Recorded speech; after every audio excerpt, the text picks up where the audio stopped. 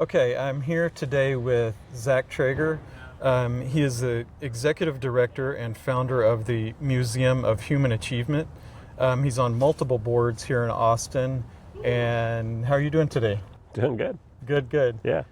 So before we get into the art stuff, I realized, like researching you a little bit, that you're a musician. Mm-hmm. And when you started the MOHA, you started it with your own money. Mm-hmm. So that's pretty cool. I'm just curious, why'd you move to Austin in the first place? Yeah, maybe I can couch that first one and answer the second one. Starting it with my own money, that's money from being a piano teacher and not like institutional loans or generational wealth in any sense. What made me move to Austin was it was affordable at the time, touring, I was playing a lot of music, I was teaching, I was doing jingle writing and film score, and it was nice and friendly. I still find that it is some of those things, but not all of those things. And that's what brought me here. I was sick of being in the cold winters. Okay, yeah, that makes sense. That was from Wisconsin? I was in school in Boston, but I'm from Wisconsin. Okay. Mm-hmm. Yeah, so are you still playing?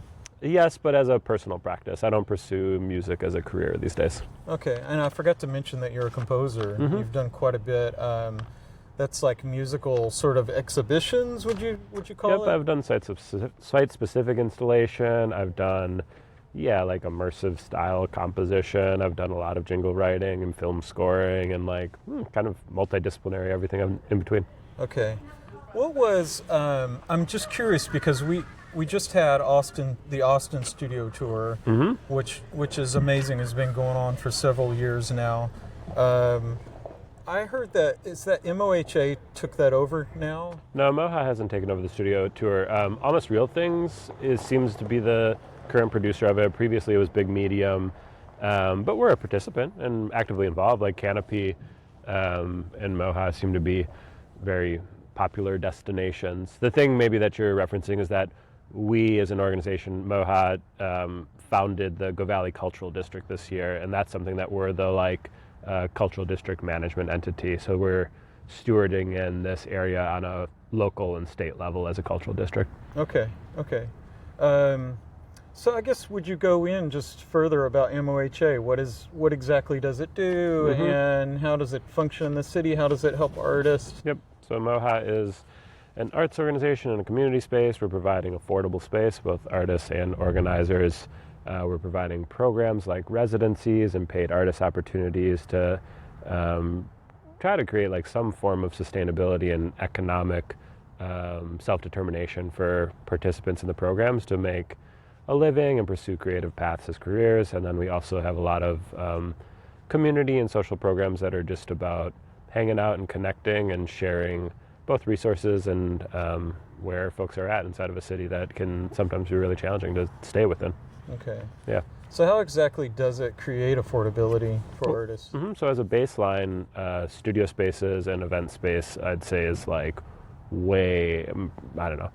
quite a large gap between the studio spaces right in direct proximity to us and ours. So on average, people here pay anywhere from $80 to $150 a month relative to the closest proximity. The minimum of a studio space you can find is $900 to $1,200 a month. So that's a pretty large economic gap. On the other side, there's just such a lack of affordable space to host programs. So we're also providing that for organizers, primarily younger organizers, and we're trying to, through things like grant workshops and professional development, help folks find resources from either the city or funders or sponsorship to pay themselves, pay their community, and host programs at a space where the baseline cost isn't going to be such a high risk for a younger organizer. Okay. So I saw you at a community meeting, Mm-hmm. is where I first met you. And some of the things you were saying you're a person, well, first of all, you were saying you're a person who really, it seemed like you were saying you geek out on paperwork and forms and stuff. But simultaneously, it seems like you have kind of a big vision for things going on in the city and, Mm-hmm. and in the communities. Could you just expand more on some of your ideals and things you're involved in? Oh, or being a nerd? Yes. Or that too. Yeah. Factually, I just am have a certain level of wherewithal and grit to navigate a bureaucratic application. I wouldn't say it brings me joy, but I have honed the skill set to do it because I think it is an ends to whether that application is a direct reflection of what's actually happening or it just is like a hurdle you have to jump through. The vision and like the thing that drives me is resources and community, and like either you call that place making, place keeping, or just like community empowerment strategies. Like I'm trying to navigate the formal systems that are in front of us to support the very informal but organic systems that have naturally occurred here. Okay. And how do you see things moving forward with MOHA? With MOHA, maybe do you have like a 3-year goal? Yeah, I'd like to have a long-term future for this whole area. My whole long-term goal is to make rent or access go down for as many people as possible, to have more resources for folks to pursue creative careers and pathways and like community organizing, and to have nice spaces to gather and share both the benefits and struggle of what it means to be a human. Okay. Yeah? Okay. Yeah, what's the idea behind the name Museum of Human Achievement? A name to grow into, an aspirational name. I personally like naming things, so it was of a list of many, but I'm also all for making a statement to like live and grow into. So it depends on who's asking for the background. Sometimes I'll tell museums that we're a collecting institution of human achievements, which I do feel this way, and I think that the acronym has a fun MOHA versus MOMA. But yeah, in the beginning it was just something to lean into and figure out from there. Okay. Yeah. Any other things you would like to share? Any other plans for any of the other things you're involved in? Yeah. I mean, the cultural district's very exciting. That we should see more community meetings that folks can get involved with in 2026. I'm on that UNESCO working group, which Austin is a UNESCO City of Media Arts, and that's a really great network of 20 cities all around the world. I'm also on the board of Unlisted Projects, which is the residency program initiative that was founded here and became its own 501c3.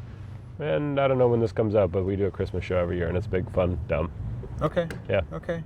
If somebody wants to get involved with some of the things you're interested in, how can they reach out to you? Yep. So our website is moha.wiki, moha.wiki. That's the best way. And any advice you might have for somebody who's doing similar things like community change or things with the arts? Do you have any advice or things you'd broad, like to... high-level advice? It certainly takes a high level of grit and wherewithal and stick-to-itness. I think that never let access to resources dictate your own self-worth, like that whatever you're pursuing in community or culture, you're probably going to have a hard time finding the material resources you need, but you shouldn't, to whatever ability you can, let that dictate any feelings of the importance of what drives you, but rather it's just a different system to navigate. And unfortunately, there's no correlation between having access to resources and doing good work, but sometimes they can meet in the middle. Okay. Well said. All right. And what was that? What is the MOHA address again? Oh, moha.wiki, moha.wiki. Okay. Yep. All right. Thank you, Zach. Yeah, thanks.